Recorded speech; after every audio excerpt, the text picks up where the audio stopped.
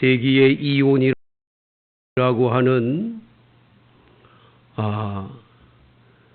SK그룹의 최 회장과 그 부인 되시는 노소영 관장이 이혼 소송이 걸려가지고 이제 고등법원에서 판결이 나왔는데 1조 3,808억을 1조예요. 1조. 그러니까 억도 큰 건데 억 소리가 나는데 1조 3,808억을 현금으로 노소영 관장에게 줘라. 이게 판결이었어요. 판결. 그것을 딱 읽으면서 많은 여성들이 난 뭔가 어쩌다 저런 인간 만나가지고 이혼해도 나는 위자료 받을 것도 없고 나는 왜 이렇게 사나. 자괴감을 들게 한 여자분들이 많았다 그래. 난 뭐야. 이 사람은 1조씩이나 넘게 받는데 난 뭐야. 이렇게 이제 자괴감이 들었다. 그런 얘기들을 많이 하죠. 어떤 분들은 할아버지 때 가난하면 아버지가 열심히 일해가지고 가난이 퇴치돼서 부자가 되고 그 아들이 나는 아버지 덕분에 잘 산다. 이런 분들이 있어요. 근데 이상한 건 할아버지 때 가난했는데 아버지도 가난하고 아버지가 가난했으면 내게 가난이 대물림 되지 않아야 되는데 내게까지도 가난이 대물림이 돼서 평생 동안을 돈 때문에 물질 때문에 어려워하고 사는 분들이 의외로 많다라는 거죠. 그러면 예수 믿는 우리들은 예수를 믿으면 형통하고 잘 돼가지고 복을 받고 살아야 되는데 왜 그런 일이 없을까? 가끔은 그런 문제로 고민하고 걱정하는 분들이 많지요. 여러분, 러시아에서 블라드미르라고 하는 유명한 황제가 있을 때 양극화 현상이 아주 강한 거예요. 아주 잘 사는 사람들은 너무 잘 사는 거예요. 호화판으로 사는 거예요. 가난한 농노들은 얼마나 힘들게 어렵게 사는지 그 농사를 다 짓고 나면 전부 다 세금으로 걷어가고 이 농노들은 살 길이 없는 거죠. 그 순간에 막스 레닌의 이야기를 이게 막스 레닌의 이 이론을 공부한 레닌이라는 사람이 이렇게 살면 안 된다 해서 일으킨 것이 바로 뭡니까? 망치와 낫을 들고 일어나서 저놈들 저거 부자들 거 다 뺏어다가 우리 골고루 나눠 먹자. 이게 이제 공산주의가 나타나는 거죠. 이 공산주의가 중국에도 들어와서 모태통에 의해서 중국이 완전 공산화되고 북한의 김일성이까지 와가지고 김일성이도 그렇게 된 거 아니에요. 그러면 공산주의는 다 골고루 같이 평등하게 잘 살자 한 이야기인데 그게 됐냐고요. 그게 이상하게 안 되는 거예요. 70년 만에 러시아에 있는 이 모든 공산주의자들이 다 무너져 버리는 거예요. 더 이상 살 수가 없게 되는 거예요. 똑같이 못 살자고, 똑같이 잘 살자고, 똑같이 평등하게 살자고 하는 사회를 만들려고 그랬는데 안 되는 거예요. 절대 안 되는 거예요. 인간의 힘으로는 안 된다는 걸 가르쳐 주는 거죠. 그러면 예수 그리스도를 믿는 신앙인들은 부에 대한 자세를 어떻게 가져야 될까? 여러분 오늘 본문 말씀에서 우리 다 같이 한번 우리 같이 43절을 읽어보는데요.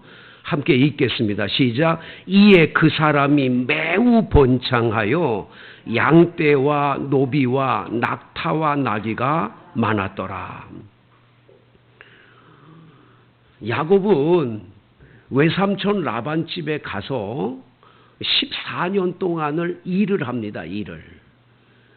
그 외삼촌의 딸인 라헬이 너무 이뻐가지고 라헬을 나에게 아내로 주세요. 내가 7년 동안 외삼촌께 무료로 제가 일을 해드리겠습니다. 그래가지고 7년 동안 일을 열심히 해서 7년 만에 라헬과 결혼하는 날 잔치를 배설하고 결혼했는데 첫날 밤을 치르고 나와보니까 라헬이 아니고 레아였잖아요. 외삼촌이란 이 라반이 얼마나 간교한 사람인지 몰라요. 7일 후에 내가 둘째 딸 네가 그렇게 원하는 라헬을 줄게. 너 7년 동안 나한테 더 일을 해라. 그래가지고 14년 동안을 무료로 아무것도 못 받고 무료로 일을 했어요. 무료로. 그 일을 하고 난 다음에 오늘 성경에서 이 지금 말씀하고 있는 25절부터 이 43절까지의 이 말씀 속의 이야기는 불과 몇 년 사이에 일어난 일이냐면 6년 사이에 일어난 6년 사이에. 그러니까 6년 만에 야곱이 얼마나 번창했는지 양과 소가 떼를 이루고 노비도 많았고 낙타와 나귀가 아주 많아서 6년 만에 큰 부자가 되는 거예요. 그래서 20년 딱 채우면서 고향 땅으로 돌아가는 사건이 이제 31장에 나오거든요. 그 6년 사이에 이런 엄청나게 번창하고 복을 받았어요. 그러니까 여러분 이 복에 대한 것을 자세히 들여다보세요. 그러니까 이 시간이 뭐 길게 몇십 년이 지나야 내가 이 가난에서 벗어나고 그런 게 아니에요. 여러분들이 꼭 기억하셔야 돼요. 그러면 어떻게 돼서 이렇게 복을 받았냐? 몇 가지가 여기 그 비결이 나와요. 비결이. 첫 번째 비결이 뭐냐? 여러분 꼭 기억하세요. 여러분 자신이 복덩어리 인생을 살아야 돼요. 복덩어리 인생이라는 게 뭔가? 오늘 성경 말씀 27절을 읽어봅니다. 27절 시작. 라반이 그에게 이르되 여호와께서 너로 말미암아 내게 복을 주신 줄 내가 깨달았노니 네가 나를 사랑스럽게 여기거든 그대로 있으라. 이 말이 무슨 말이에요?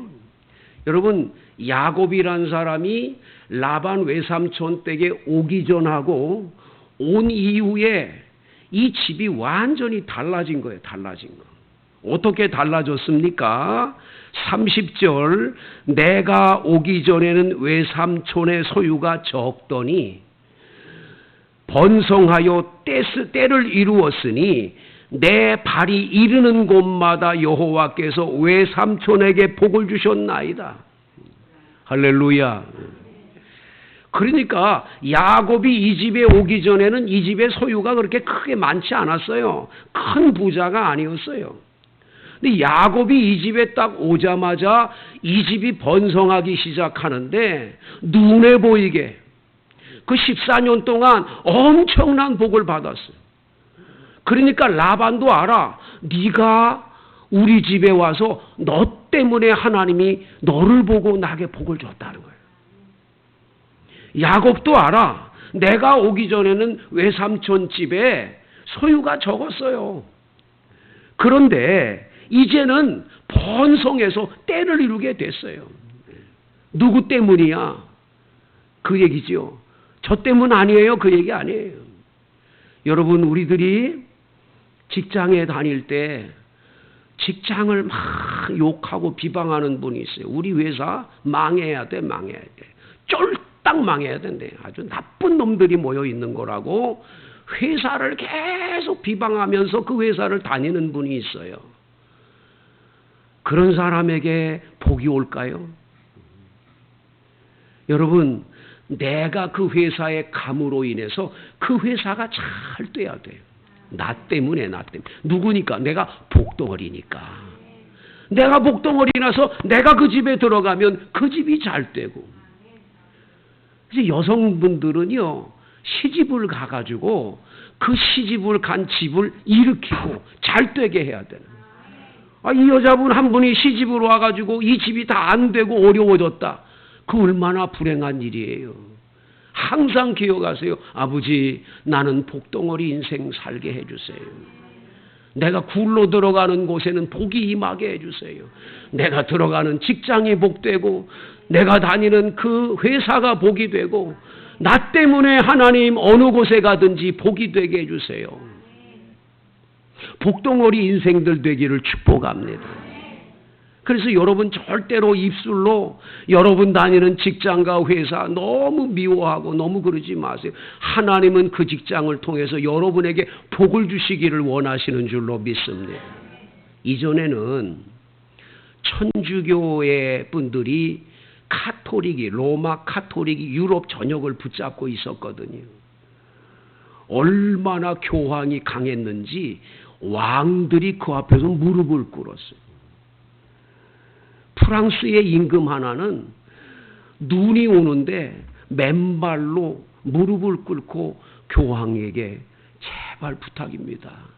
저의 말을 들어달라고 그럴 정도로 교황이 강했어요.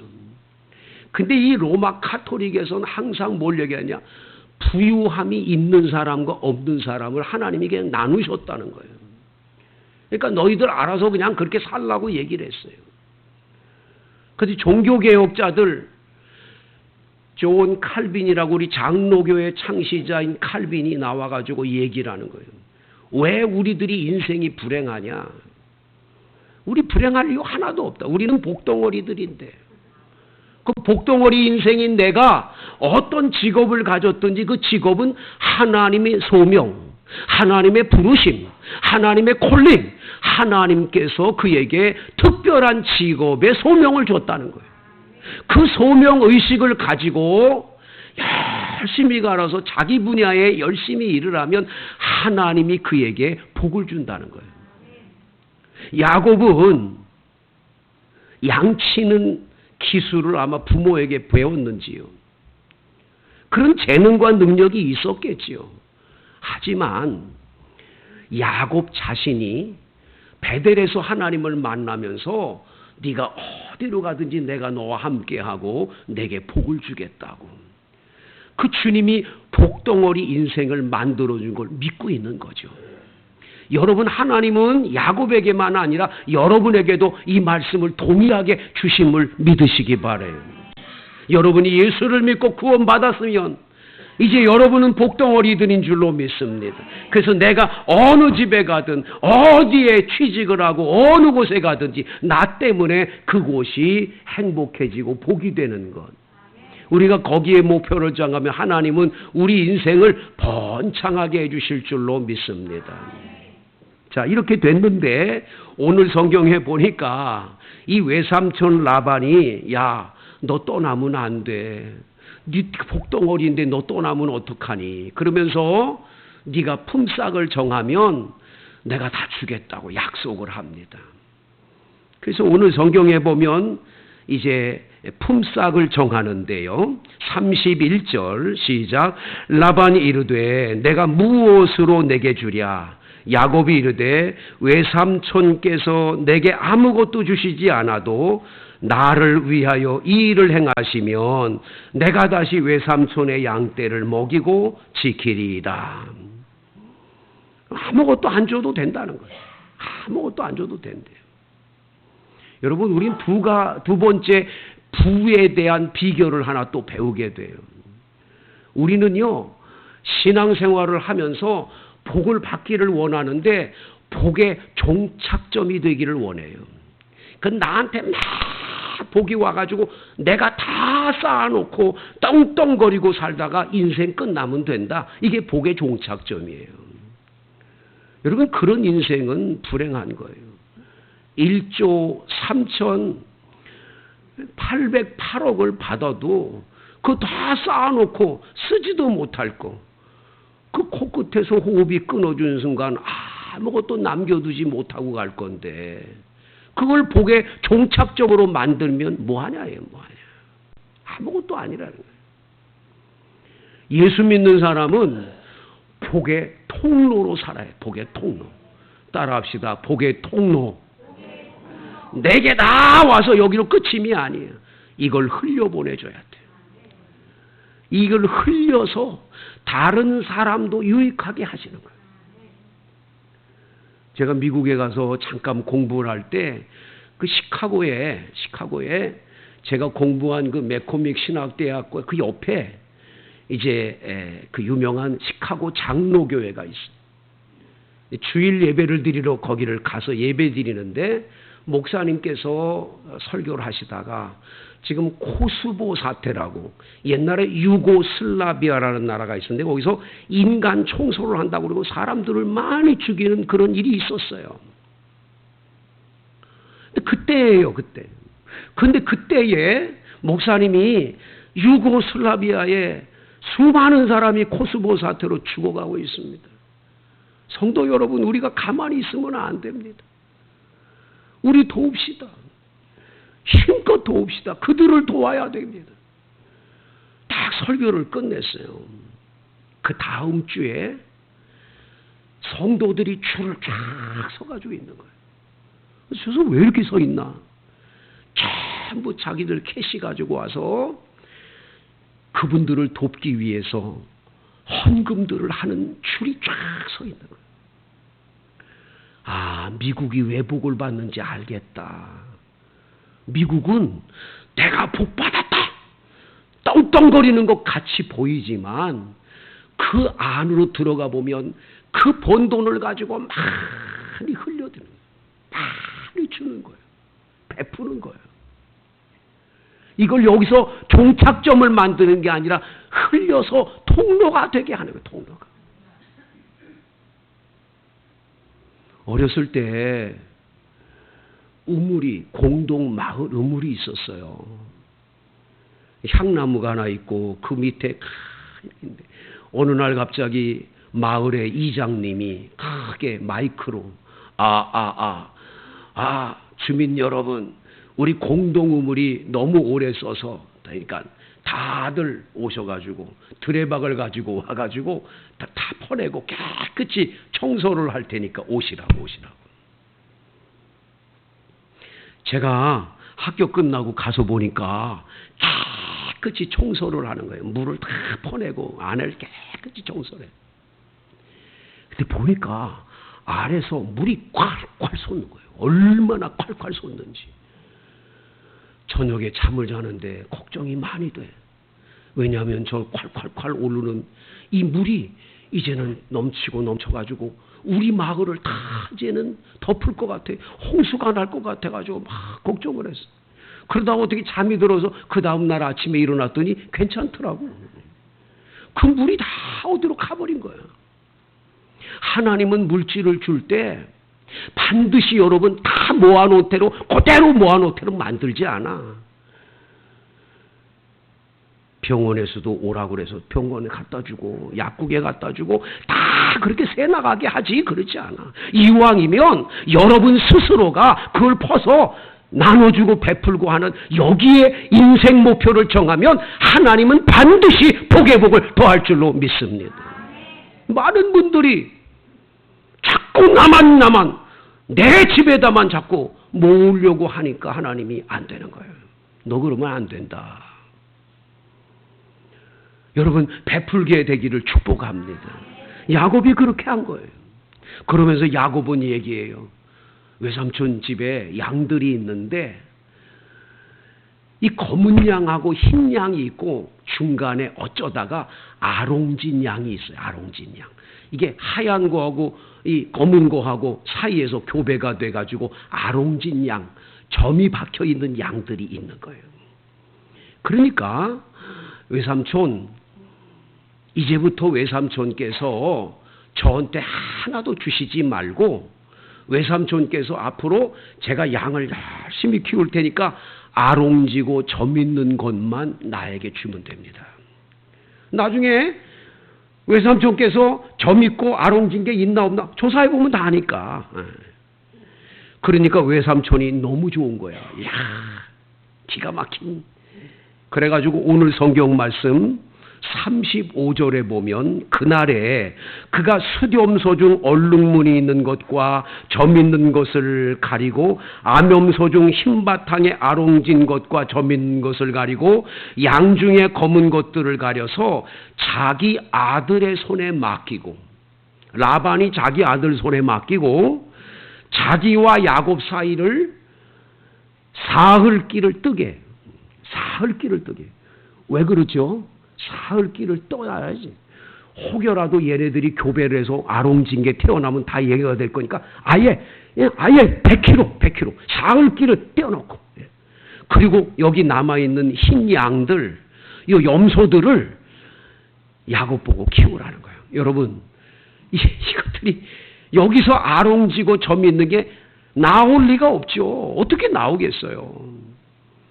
그런데 뛰는 놈이에 나는 놈이 있다고 야곱이 오늘 성경에 보니까 37절에 버드나무, 살구나무, 신풍나무, 푸른 가지를 가져다가 껍질을 다 벗겨서, 그러면 흰 것, 검은 것들이 막 이렇게 나오니까 그걸 구유에다가 탁 놓으면 새끼를 베는 양들이 와가지고 그렇게 물을 먹다가 보면 내가 얼룩얼룩한가 보다 이래가지고 얼룩하고 아롱진 것들이 나온다라는 거예요. 그래가지고 정말 아롱지고 점 있는 것들이 많이 태어났다는 거예요. 더 웃기는 건 41절에 튼튼한 양이 새끼 뵐 때는 야곱이 개천에다가 그걸 꼭 두고 아주 약한 양들이 새끼를 뵐 때는 그 가지를 갖다가 없애버려요. 그래가지고는 튼튼한 양은 다 야곱 것이 되고 이 약한 양들만 라반의 것이 되게 만들었다는 거예요. 우리는 이 성경을 보면서 야곱이 똑똑하니까 복 받았구나, 잘 됐구나 그러는데, 여러분, 신풍나무, 버드나무, 무슨 살구나무 갖다가 껍질 벗겨서 놓는다고 그게 돼요? 과학적으로도 그런 일은 없어요. 그러면 야곱이 어떻게 복을 받은 겁니까? 복 받은 건 딱 한 가지예요. 39장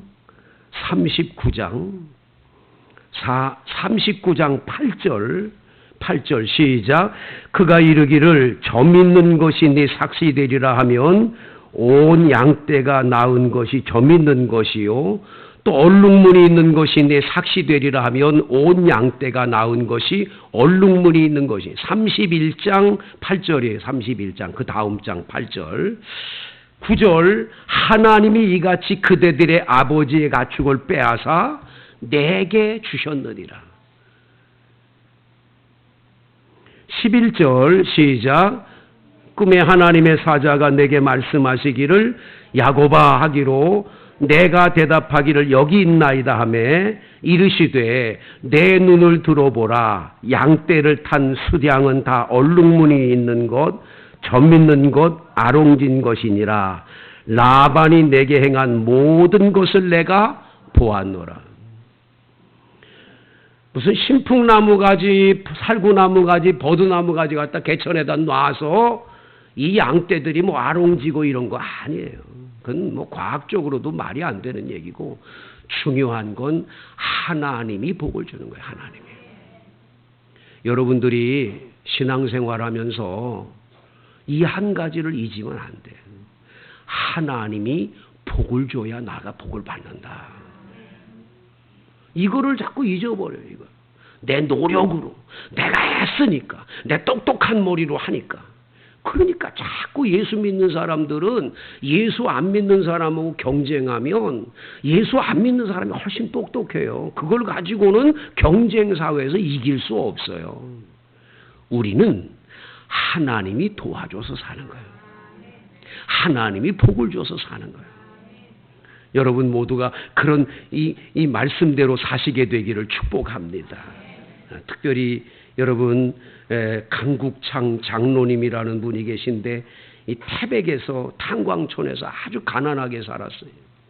근데 이분이 연세대학을 나와가지고 이 전자회사에 들어가서 사는데 냉장고를 납품하는 그 회사에서 들어가서 일을 하는데 냉장고가 자꾸 문이 열려. 닫혀지지가 않고 뭐 조금만 하면 또 열리고 그래가지고 냉장고 때문에 많은 사람들이 민원이 오고 그러는 거예요. 근데 하나님께 뭐 예수를 믿거나 그러지 않는데도 이 지혜와 똑똑함이 있어. 이래가지고는 여기다가 자석을 붙이면 이 고무판 속에 자석이 있어가지고 딱 넣으면 이게 딱 닫히지 않냐. 요걸 개발하는 거예요. 요런 것들 하나하나 개발한 게 그 회사들이 엄청나게 복을 받게 돼요. 이 사람 아이디어가 많으니까 내가 이 회사에게 복을 줄 게 아니라 내가 따로 하자. 자기 혼자 회사를 차렸어. 이 회사를 차렸는데 얼마나 잘 되는지 삼성, 대우, LG 여러 회사에서 이분에게 모든 걸 부탁하는데 이분이 다 하면 잘 되니까 얼마나 돈을 많이 버는지 몰라요. 잘 됐죠. 근데 여러분 하나님 없이 잘 되는 건 오래 못 가요.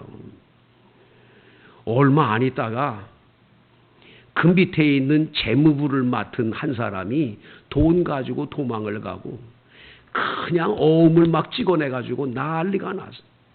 이 어음, 이 부정수표 단속에 걸려가지고 돈 다 은행에서 차압돼가지고 부도 나고 이분 나중에 부정수표 단속반에 걸려가지고 쫓겨다니는 신세가 되는 거예요. 친구들 집에 전전하면서 살았는데 어느 한 친구 집에서 며칠을 기거했더니 그 친구가 그러더래요. 친구야, 너 예수 믿어야 돼. 네 똑똑한 머리로 안 되는 거 봤잖아. 너 똑똑하고 잘나고 네 능력 많은 거 알지만 복은 하나님이 주셔야 되는 거야. 예수 믿어야 돼.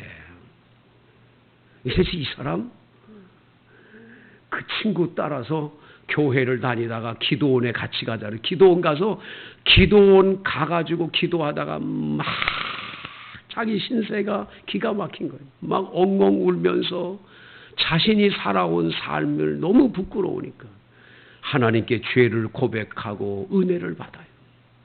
그리고 이렇게 결단합니다. 하나님 다시 한번 기회를 주시면 평생 주님 영광을 위해서 살게요. 어려운 사람 도우며 선교하며 살게요. 강국장 장로님에게 하나님이 복을 주시기 시작하는 거예요. 친구들이 다 도와줘서 다시 시작을 하며 하시고 지금은 엄청난 회사로 1년에 1,000억을 벌 수 있는 축복을 받게 하시는 거예요. 사랑하는 성도 여러분, 하나님이 복 주시면 됩니다. 하나님 떠나서 내 지혜와 총명으로 살지 마세요. 하나님의 은혜를 받으세요. 그분께 엎드려 기도하시고 구할 때 여러분의 인생을 책임져 줄 줄로 믿습니다. 우리 함께 통성으로 기도하시겠어요?